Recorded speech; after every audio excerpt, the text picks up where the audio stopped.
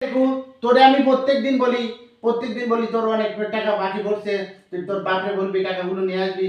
টাকার নামে কোনো খোঁজ নেই, প্রত্যেকদিন আসিস যাস পড়িস, কতগুলো টাকা আইছে খোঁজ আছে তোর? তোরা কোনো অঙ্ক টঙ্ক কিচ্ছু করাতাম না, যা তোরা ছুটি দিয়ে দিলাম যা একবারে।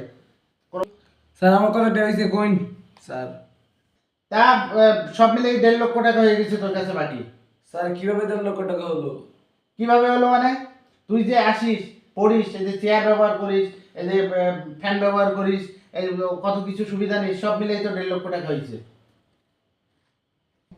স্যার না যেন কষাই 1,000 টাকা বেতন মাসে 3-4 হাজার টাকা হয়েছে আর 1.5 লক্ষ টাকা বানাই লিছে। আমার দেশ সপ্তাহে বিল দেওয়া হইব, বুঝছি স্যার।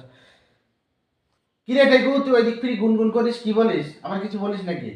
না স্যার কিছু না তো, স্যার কিছু না। যাই হোক, তোর বাবার এই টাকার কথা বলছিস কিছু? জি স্যার বলছি তো স্যার। তোর বাপরে বললি টাকার কথা, তারপরে কি বললো একটু বল শুনি, তারপরে পড়াবো, এর আগে না। স্যার আমার বাবার তো বলছিলাম স্যার, স্যারের বেতন দিতে, স্যার তো প্রতিদিন সিল্লাতে সিল্লাতে স্যারে পাগল হয়ে যাবো গা।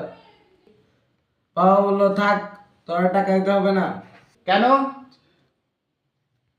কেন কেন?